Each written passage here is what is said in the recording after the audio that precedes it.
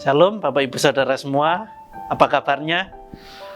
Saya yakin dan percaya dan juga selalu berdoa bahwa kabar Bapak Ibu Saudara tetap sehat dan tetap selalu bersemangat di dalam mengikut Tuhan.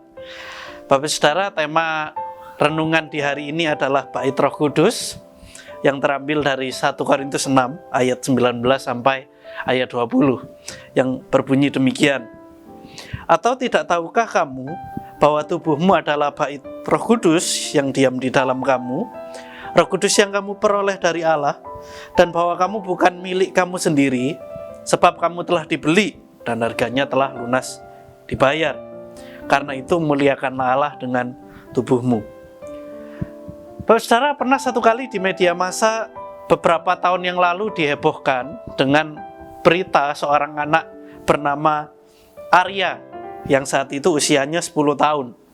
Arya ini mengapa heboh? Karena saat itu dia menderita obesitas. Berat badannya mencapai 182 kg padahal usianya baru 10 tahun.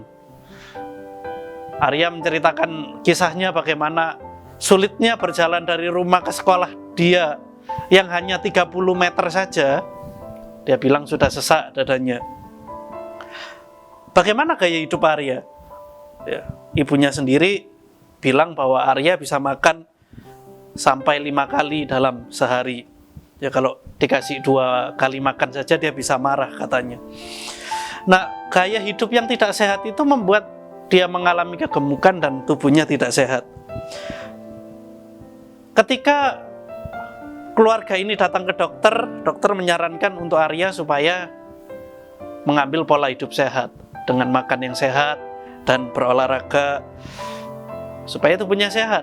Dan ketika Arya melakukannya, berat badannya sekarang turun 83 kg.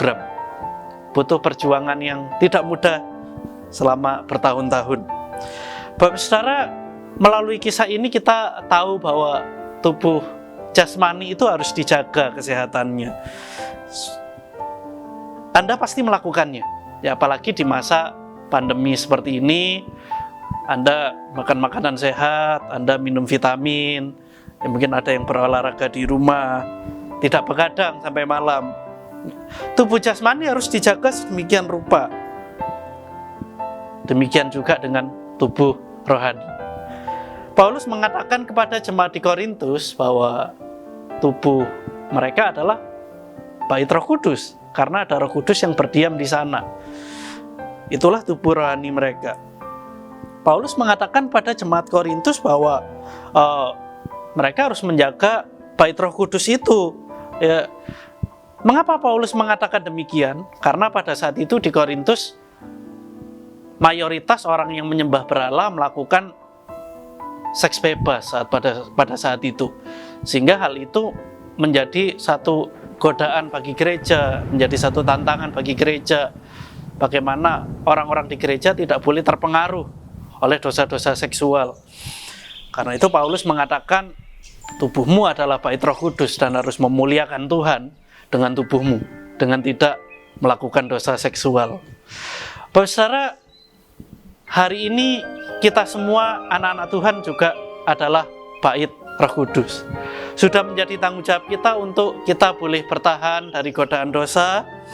Kita tetap setia, kita tetap taat pada firman Tuhan, karena tubuh kita adalah bait Roh Kudus yang harus dijaga. Kiranya Tuhan yang memampukan kita untuk menjaga diri kita dari godaan dosa yang menggoda kita. Roh Kudus yang ada pada diri kita yang kiranya juga memberi kekuatan untuk menjaga kita, dan kita dipakai untuk kemuliaan nama Tuhan. Amin. Mari kita berdoa. Tuhan, terima kasih hari ini firman-Mu telah mengingatkan kami bahwa tubuh kami adalah bait Roh Kudus. Bagaimana Roh-Mu berdiam di dalam diri kami, Roh-Mu yang menuntun kami, yang membimbing kami, yang menerangi setiap jalan kami sehingga kami tahu akan kebenaran firman Tuhan. Dan kami tahu akan kehendak Tuhan. Tolong kami untuk kami boleh menjaga gaya hidup spiritual kami boleh dengan tetap setia mendengarkan suara Tuhan dan melakukannya. Tolong kami Tuhan, terutama di masa sulit ini, tolong setiap anak-anak-Mu untuk boleh melalui hari demi hari dengan tetap bersandar kepada Tuhan. Terima kasih, hanya di dalam nama Tuhan Yesus kami sudah berdoa. Amin. Sekian, Tuhan memberkati kita semua.